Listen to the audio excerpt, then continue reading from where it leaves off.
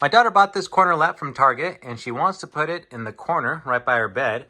But because of how big the base is, see if you can see down there. So there's the base of the lamp. It's hard to tell, but it's about 4.5 inches, 5 inches from the wall. And because the base is round, it also interferes with the bedpost in that corner. So what we need to do is make a bracket to fit in the corner of the wall. Okay, let's measure. I'm using a section of this 1.25 inch pipe. Now I'm going to cut the ends off square. When I did it originally, I didn't do such a good job. We're getting close in there. This edge is super sharp though, so we're going to knock it down with some sandpaper. Now I'm going to use an automatic center punch to start lining up my holes. And this conduit has a flat seam going all the way down. I'm just going to do one every, I don't know, 2 inches. There you go. You see that little divot there? Now we're going to drill our holes, getting ready for an 832 NC tap. Alright, I'll just show you one of these holes. It'll be all the same. We're just going to twist and push until we cut the threads that we need. Real easy since it's so thin. Now using our 832 machine screws. Look at this.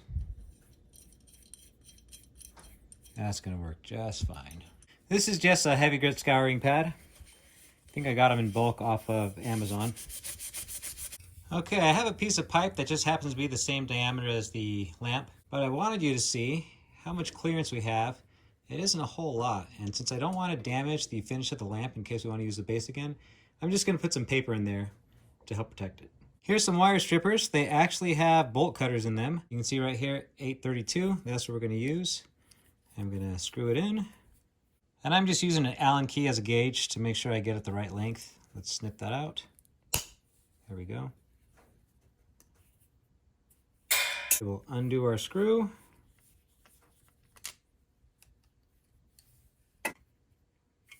Yeah, it's looking a lot better than what we started with. I could trim it down a little more, but I think I'm going to leave it.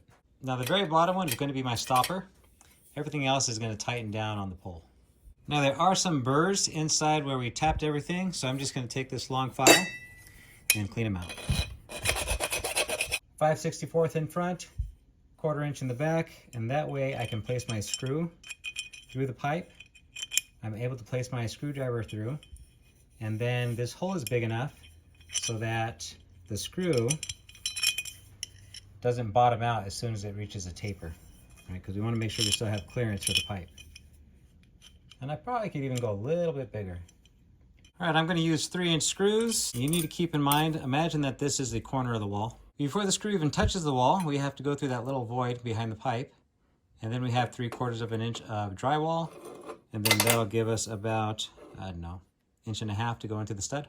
That should be plenty.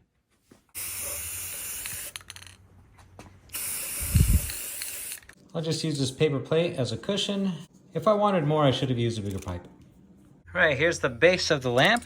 We gotta take it apart with the wrench that it came with.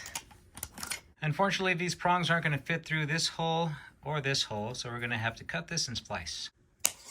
A little bit of soap for the screws.